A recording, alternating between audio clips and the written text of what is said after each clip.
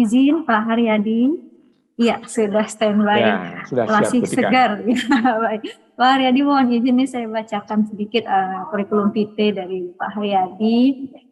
Bapak Dr. Haryadi Wibisono MPH saat ini menjabat sebagai Ketua Perhimpunan Ahli Epidemiologi Indonesia, dengan pengalaman beliau yang sangat komprehensif dan beragam gitu ya, mulai dari di Kementerian Kesehatan, beliau juga pernah bertugas sebagai Kasubdit Surveillance, Kasubdit Imunisasi, juga pernah ditugaskan di BBTKL PP Yogyakarta, pernah menjabat juga sebagai Direktur P2B2, Pengendalian Penyakit Sumber Binatang di Dijen P2P, dan juga pernah berkiprah di internasional sebagai WHO Staff di SEARO maupun di Indonesia.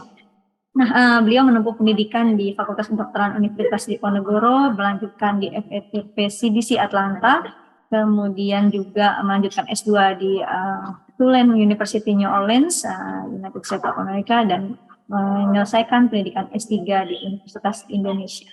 Baik, tidak berlama-lama, saya undang Bapak Dr. Haryadi Wibisono MPH untuk menyampaikan tentang implementasi transformasi kesehatan dalam pemenuhan tenaga epidemiologi di rumah sakit.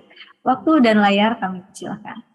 Terima kasih Dr. Tika. Assalamualaikum warahmatullahi wabarakatuh. Salam sejahtera buat kita semua. Pada siang hari ini saya mendapat tugas untuk menyampaikan presentasi saya. Saya akan sedikit menggarisbawahi apa yang telah disampaikan oleh Prof. Ismu tadi, dan juga apa yang sudah disampaikan oleh Ibu Dr. Anggraini tadi. Memang bagaimana penting peranan dari rumah sakit. Saya mohon izin untuk share screen.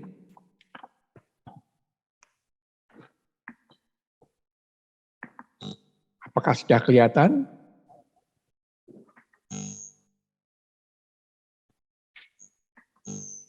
Ya, belum di slideshow, Bapak. Oke. Ya, sudah terlihat. Baik, jadi salah satu yang ingin saya garis bawahi dalam presentasi ini adalah rumah sakit secara umum sering dianggap sebagai tempat datangnya orang berobat ke rumah sakit untuk sembuh.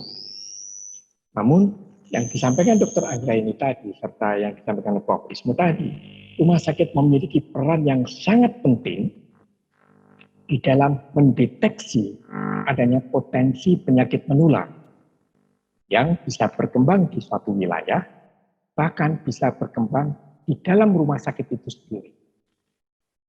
Data dari yang saya miliki pada tahun 2020, bahwa 1,8 juta penduduk mendapatkan pelayanan kesehatan yang tidak dilengkapi dengan fasilitas air yang cukup. 800 juta penduduk menggunakan fasilitas kesehatan tanpa toilet. Dan 1 dari 4 fasilitas kesehatan tidak memiliki sarana air yang baik. 1 dari 3 fasilitas kesehatan tidak memiliki sanitasi tangan yang mencukupi. Dari sini kita bisa melihat potensi yang terjadi di rumah sakit. Sebelumnya saya ingin mengajak para peserta sekalian melihat bagaimana posisi tadi dalam konteks Indonesia yang sampai tahun 2022 ini kita masih memiliki masalah dengan kejadian luar biasa. Tombol-tombol yang ada di sini, bintik-bintik yang ada di sini menggambarkan betapa tidak ada satu wilayah pun di Indonesia ini yang terbebaskan dari ancaman KLB. Berbagai jenis KLB terpampang di sini, mulai dari KLB tetanus neonatorum, mulai dari KLB antraks, mulai dari KLB campak, suspek campak, dan kita baru saja harus bekerja keras di Aceh dengan adanya KLB VDPV polio. Kita masih punya sebaran KLB difteri yang meluas hampir di banyak daerah, banyak kabupaten di Indonesia. Artinya apa? Kita masih selalu berdampingan dengan kondisi KLB. Secara lebih khusus, kita menghadapi ancaman infeksi di rumah sakit atau health acquired, hospital acquired infection atau infeksi yang terjadi di rumah sakit ternyata kita juga punya masalah. Di Asia Tenggara, kita masih memiliki 9% kejadian infeksi di rumah sakit.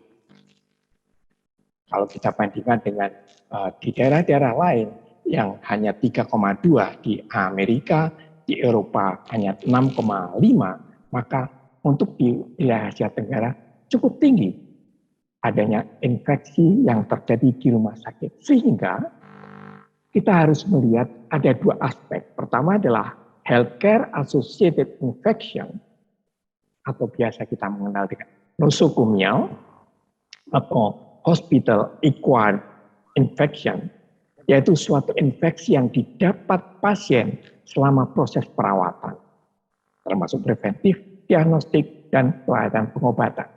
Saya mengambil contoh yang paling sederhana. Seorang anak sehat yang datang ke rumah sakit untuk suatu proses penimbangan, dia berada dalam satu ruangan dengan seorang anak yang menderita campak. Maka si anak tadi tertular dengan campak di rumah sakit. Ini termasuk sebagai infeksi nosocomial. Suatu rumah sakit atau fasilitas kesehatan lainnya dapat menjadi sumber penularan tanpa adanya perhatian, di mana sebelumnya tidak terjadi infeksi tadi. HAI dapat pula terjadi setelah keluar dari rumah sakit. Kemudian infeksi nosocomial tadi mengancam juga petugas kesehatan. Jadi kita melihat petugas kesehatan yang di rumah sakit bisa tertular, namun bisa juga menularkan. Kita punya pengalaman dengan KLB difteri, di mana seorang petugas kesehatan tertular dengan difteria tadi di rumah sakit, dan dia membawa kuman difteri tadi kepada keluarganya. Kita punya pengalaman yang cukup dramatis. Seorang petugas kesehatan yang di rumah sakit merawat pasien COVID, maka berapa banyak petugas kesehatan yang gugur di rumah sakit karena tertular dengan COVID. Artinya rumah sakit selain menyembuhkan, maka rumah sakit juga berpotensi untuk menularkan. Disinilah peranan penting rumah sakit. Bukan hanya mengobati penderita saja, tetapi rumah sakit juga ikut dapat berperan serta secara signifikan di dalam upaya pencegahan. Untuk itu kita sadar bahwa rumah sakit memang tidak memiliki tanggung jawab wilayah, walaupun punya catchment area atau area cakupan yang dilayani. Namun tanggung jawab di dalam penanganan masalah kesehatan di wilayah berada di Dinas Kesehatan Kabupaten. Untuk itulah perlu adanya suatu koneksi jaringan antara rumah sakit dengan Dinas Kesehatan setempat. Jadi tugas rumah sakit adalah menentukan wilayah atau pasien-pasien yang datang ke rumah sakit tadi berada dari wilayah mana saja. Kemudian dari situ kita harus tahu dinas kesehatan terkait yang harus masuk dalam jaringan rumah sakit tadi. Kemudian di dalam mengidentifikasi kasus, kita harus tahu bahwa bagaimana kasus tadi dapat meluas. Disampaikan Dr. Anggraini tadi, seorang kasus yang ada di rumah sakit, kasus difteria atau kasus campak, maka kasus tadi memang perlu diobati, perlu ditangani oleh rumah sakit. Namun ingat bahwa sebelum kasus tadi sampai ke rumah sakit, kasus tadi sudah menularkan ke orang lain, ke anak-anak lain di wilayah di mana dia tinggal. Atau bahkan dia menularkan selama perjalanan dari rumah ke rumah sakitnya. Sehingga untuk itu perlu ada informasi awal. Adanya suatu kasus yang berpotensi KLB yang terdeteksi di rumah sakit untuk segera dilaporkan kepada dinas kesehatan. Saya hanya ingin menggarisbawahi adanya anggapan keliru bahwa rumah sakit tidak melapor ke dinas kesehatan. Bukan soal melapor antara bawah dan atasan, tetapi adalah memberikan informasi sebagai bagian dari early detection, deteksi dini. Surveillance yang berbasis rumah sakit memiliki potensi yang sangat besar. Kejadian polio yang diketemukan di Kabupaten Pidi salah satu contoh yang bagus sekali karena kasus tadi ditemukan di rumah sakit dan dilaporkan kepada Dinas Kesehatan untuk selanjutnya ditangani secara luas. Namun juga ada contoh yang perlu diwaspadai. Beberapa rumah sakit menemukan kasus-kasus AFP dengan ada sekian banyak diagnosanya yang ternyata tetap tidak terlaporkan kepada Dinas Kesehatan untuk dilakukan pengambilan sampel. Sehingga untuk itulah perlunya informasi mengenai kasus-kasus tadi, baik informasi individual dari kasus maupun informasi dari di mana dia tinggal untuk kemungkinan penyebarannya. Jadi disitulah esensi dari surveillance public health, di mana surveillance public health tadi terbagi dalam dua aspek, population-based surveillance dan institutional-based surveillance atau hospital-based surveillance. Hospital-based surveillance, seperti yang akan kita garap di sini, memiliki peran yang sangat penting secara internal untuk menemukan adanya kasus-kasus tadi. Sehingga rumah sakit yang kita anggap sebagai suatu institusi di mana orang sakit datang untuk didiagnosis dan mendapatkan pengobatan agar sembuh dari penyakit yang dideritanya. Namun rumah sakit dengan berbagai tindakan ataupun intervensi yang dilakukan memiliki risiko yang dapat mengancam pasien, dapat mengancam lingkungan pasien, dan bahkan dapat mengancam lingkungan di mana pasien tadi tinggal. Artinya, rumah sakit bisa menjadi sumber penularan. Namun kalau kita melihat potensi, rumah sakit bisa menjadi mata dan telinga bagi jajaran kesehatan dalam deteksi dini adanya potensi KLB. Untuk itulah kita memerlukan peranan epidemiologis di rumah sakit, di mana para epidemiolog tadi bekerja di rumah sakit dapat memantau adanya suatu kelompok penyakit yang terjadi di rumah sakit tadi. Epidemiologis memiliki spesialisasi dalam mengamati pola penyakit. Bagaimana pola tadi akan merujuk pada penyebaran penyakit. Ingat bahwa peranan para klinisi selain mengobati, perlu mendeteksi, perlu berperan di dalam memutus rantai penularan.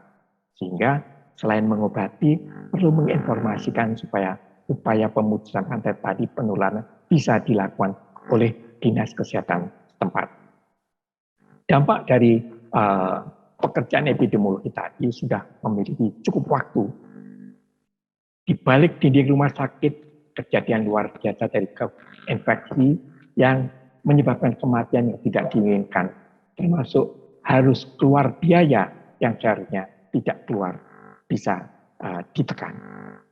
Sejak tahun 70, adanya satu tim yang mendedikasikan penanggung jawab infeksi melalui pencegahan dan penanggulangan infeksi secara tim. Kita biasa mengenal tim nosokomial atau bagian dari infection prevention control.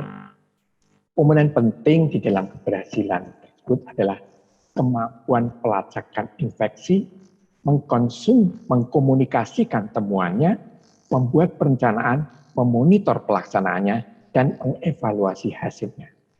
Saat ini, epidemiologi di rumah sakit diharapkan mampu membuat rencana, melatih petugas kesehatan di rumah sakit, melacak penyebaran infeksi, termasuk adanya strain baru.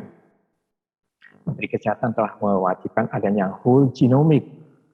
Whole genomic hanya bisa didapatkan kalau ada deteksi dari rumah sakit yang diikuti dengan pemeriksaan laboratorium. Jadi, epidemiologi rumah sakit harus mengerti kebutuhan spesifik suatu rumah sakit, termasuk luasnya cakupan pelayanan, serta jumlah pegawai yang bekerja di rumah sakit jadi berdasarkan tempat tinggalnya. Sehingga di samping memenuhi standar akreditasi, namun tugas meningkatkan kualitas pelayanan pasien dan keamanan petugas menjadi salah satu faktor penting. Sehingga peranan penting epidemiologi tadi menjadi semakin penting. WHO telah memberikan perangkat, suatu kerangka ataupun alat untuk memantau kesiapan menanggulangi infeksi atau infection prevention control di mana terdiri dari 3 komponen, yaitu bagaimana menyiapkan rumah sakit. Menyiapkan rumah sakit di dalam mendeteksi adanya potensi penularan terjadi di rumah sakit. Saya ambil contoh, apakah ada penanganan linen yang tidak sesuai? Apakah ada penanganan limbah yang belum sesuai dengan standar? Apakah proses sterilisasi sudah terlaksana dengan baik? Karena ada suatu pengalaman yang cukup menjadi pelajaran buat kita di salah satu rumah sakit besar. Ada satu alat kanul yang ternyata proses sterilisasinya tidak seksama. Maka kanul tadi pada waktu digunakan ternyata di dalam lumen dari kanul tadi justru menjadi tempat pembiakan organisme. Sehingga terjadi penularan di dalam rumah sakit. Jadi di samping preparedness tadi, perlu ada kesiapan atau readiness untuk melihat seberapa jauh rumah sakit tadi mampu menangani dan kemudian mampu melakukan respon. Jadi secara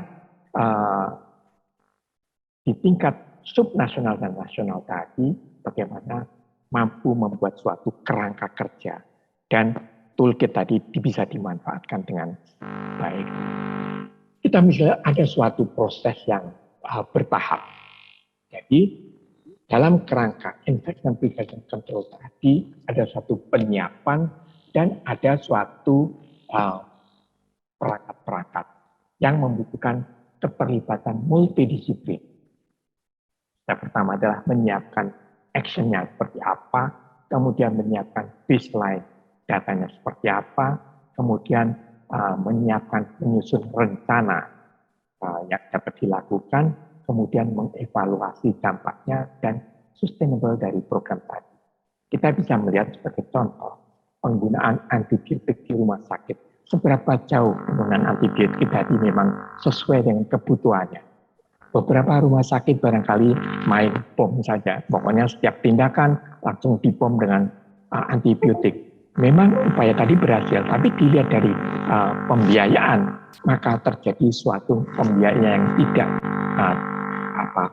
tidak diperlukan karena menggunakan antibiotik yang melebihi dari yang diperlukan. Kajian-kajian mengenai tadi menjadi penting tadi dikaitkan dengan tindakan-tindakan yang terjadi di rumah sakit. Jadi kita bisa melihat bahwa WHO memberikan guidance bahwa suatu infection prevention control yang efektif itu melibatkan beberapa focal individu di dalam rangka menegakkan. Kemudian untuk itu kita memerlukan guideline yang baik, kemudian kita mampu melakukan edukasi dan training, kemudian kita mampu melakukan surveillance, dan kita mampu melakukan monitoring dan evaluasi. Ada 2 contoh yang kita pelajari dari PAGU. Bagaimana kita memerankan rumah sakit dalam deteksi dini adanya penyakit potensial KLB, termasuk penyakit PD3I, kemudian melaporkan pada dinas kesehatan, kemudian bagaimana peranan rumah sakit tadi dalam memantau adanya hospital acquired infection atau infeksi yang terjadi di rumah sakit. Hal ini tentunya membutuhkan upaya yang tidak mudah, perlu ada suatu kerjasama yang intensif internal di rumah sakit di dalam mengaplikasikan perangkat-perangkat. Kemampuan mentranslasi dari guideline menjadi action itu membutuhkan keseriusan tenaga-tenaga yang terlibat.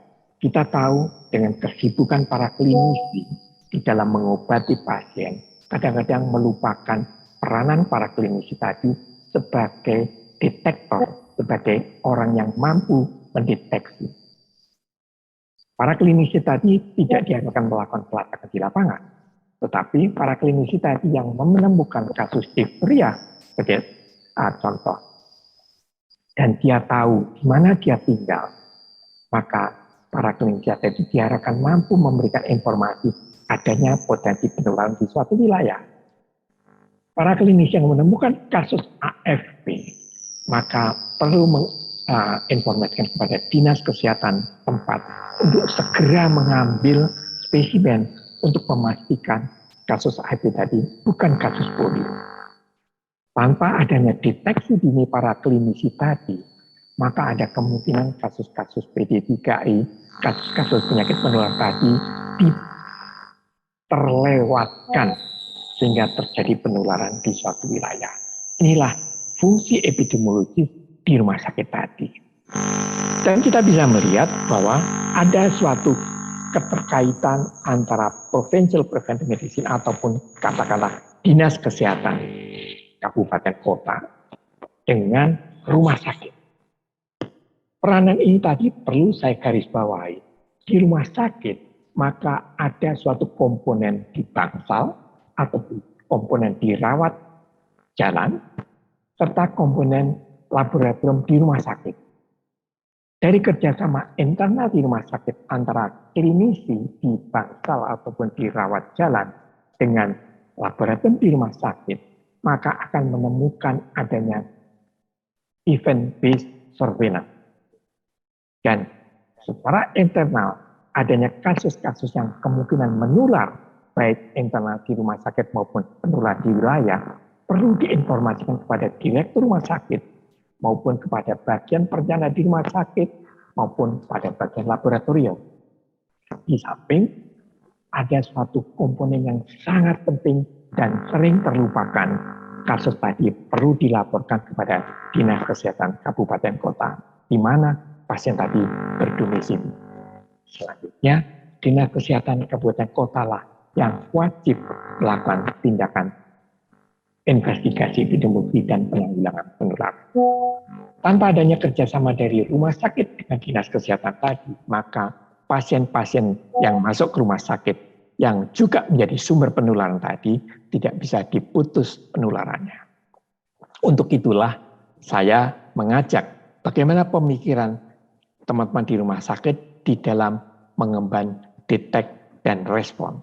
Deteksi dan respon tadi sangat membutuhkan kemampuan analisis internal di rumah sakit untuk menggunakan data-data dari apakah register rawat inap, apakah register rawat jalan, untuk melihat seberapa besar kasus-kasus tadi. Karena kasus-kasus itu menjadi penting dalam melacak adanya potensi terjadinya penularan. Dan untuk itu kita perlu memastikan adanya kualitas analisis internal di rumah sakit mengenai adanya kasus-kasus tadi, itu menjadi salah satu hal yang penting. Dan kita untuk itu perlu adanya suatu sistem informasi yang memadai. Dan kita tahu kualitas dan kuantitas dari personil di rumah sakit di dalam melaksanakan tugas-tugas surveillance di rumah sakit. Untuk itu perlu dukungan sumber daya, baik sumber daya keuangan maupun sumber daya di dalam hal capacity building untuk melaksanakan tugas tadi, di samping juga adanya supervisi. Disinilah kita membutuhkan human resource yang kompeten untuk melakukan tugas. Kita tahu bahwa fungsi ini tidak mudah, namun fungsi ini perlu selalu digarap dan menjadi tanggung jawab semua jajaran rumah sakit, mulai dari tingkat direktur sampai pelaksana di bangsa. Harus jadi suatu kebijakan rumah sakit, memastikan bahwa rumah sakit bukan hanya mengobati orang sakit, tapi rumah sakit juga mampu memutus rantai penularan dengan berperan sebagai kaca mata, sebagai deteksi dini. Baik itu deteksi dini potensi di lapangan maupun deteksi dini terjadinya infeksi di rumah sakit. Dan kalau kita melihat adanya transformasi, maka kita bisa melihat bahwa di dalam 6 pilar tadi, maka untuk topik kita hari ini bagaimana kita rumah sakit mampu berperan di dalam upaya preventif, kemudian bagaimana rumah sakit mampu meningkatkan akses dan mutu layanan, di samping yang ketiga adalah memperkuat ketahanan tanggap darurat, dan yang kelima adalah penguatan SDM. Artinya rumah sakit menjadi bagian dalam transformasi sistem kesehatan, khususnya dalam bagaimana mencegah terjadinya infeksi. Dan kita bisa melihat bahwa di dalam transformasi kesehatan tadi, peningkatan kapasitas laboratorium, apakah itu laboratorium kesehatan masyarakat, apakah laboratorium klinis yang ada di rumah sakit, maupun laboratorium yang ada laboratorium swasta. Peningkatan kapasitas tenaga kesehatan itu menjadi sangat penting. Tenaga kesehatan di rumah sakit maupun tenaga kesehatan di lapangan dan tenaga laboratorium. Untuk itu perlunya ada integrasi sistem yang dapat mengkaitkan semuanya menjadi satu kesatuan. Kita bicara untuk itu kebutuhan tenaga surveillance di Indonesia. Secara umum kita membutuhkan cukup banyak tenaga surveillance di Republik kita ini, di mana tenaga-tenaga data dibutuhkan di lapangan maupun di rumah sakit. Rasio dari tenaga Field Epidemiology Training Program telah memberikan gambaran bahwa dalam suatu survei yang dilakukan oleh CDC, maka diperlukan 1,1 sampai 1,4 epidemiologis per 100.000 populasi dalam suatu negara. Dalam suatu kriteria pandemik, maka semua jenis tenaga kesehatan bekerja di fasilitas kesehatan menghadapi kesiapsiagaan dan harus meningkatkan jumlah tenaga kesehatan tadi. Untuk itu, jumlah epidemiologis yang terregistrasi dari 2021 baru sebanyak 521. Sehingga kebutuhan kita adalah setidaknya dibutuhkan 2.766 sampai 4.000 tenaga epidemiolog untuk optimalisasi tenaga pengendalian. Ini adalah kebutuhan secara nasional. Bagaimana rasionya? Di dalam rapat koordinasi dari Direktorat Jenderal BPSDM, saya mengambil yang di dalam kotak merah ini, kebutuhan tenaga epidemiologis adalah berdasarkan perhitungan dari DEA adalah 0,037 atau 0,4 per 1.000 penduduk. Dan kita masih jauh dari angka itu. Atau 1 per rumah sakit provinsi dan 1 per rumah sakit kabupaten. Juga di Dinas Kesehatan Provinsi dan Kabupaten Puskesmas. Membayangkan bagaimana kita memiliki 1 tenaga epidemiologi di rumah sakit, ternyata itu menjadi tantangan cukup besar buat kita. Artinya kita harus berjuang untuk mencapai jumlah tadi. Dan untuk itu maka kita harus menyadari rumah sakit memiliki peran di samping peran kuratif juga memiliki peran preventif. Kalau kita memiliki peran preventif berarti adalah peran surveillance. Hospital-based surveillance itu menjadi salah satu kunci kemampuan deteksi dini di rumah sakit untuk mendeteksi adanya infeksi di rumah sakit maupun infeksi yang kemungkinan menular dari rumah sakit di masyarakat. Pentingnya tersedia SDM epidemiologis di rumah sakit menjadi suatu keniscayaan. Dan sebaiknya ini menjadi suatu bagian dari kebijakan dalam upaya mitigasi terjadinya hospital-acquired infection maupun mitigasi terjadinya sumber penularan yang berasal dari rumah sakit terhadap penyakit-penyakit potensi KLB, termasuk PD3I. Tadi disampaikan oleh Dr. Anggraini, pasien difteri di rumah sakit pasti di rumahnya menjadi sumber penularan. Pasien congenital rubella syndrome akan terdeteksi di poli jantung, poli PHT anak, dan poli anak yang lainnya. Dan tanpa kesadaran bahwa ini adalah bersumber dari seorang ibu yang tertular, yang tidak mendapatkan vaksinasi yang adekuat, ini menjadi suatu masalah. Artinya, jaringan yang sulit antara rumah sakit dengan dinas kesehatan di dalam konteks deteksi dini dan respon cepat terhadap potensi setiap penyakit potensial wabah yang terdeteksi di rumah sakit.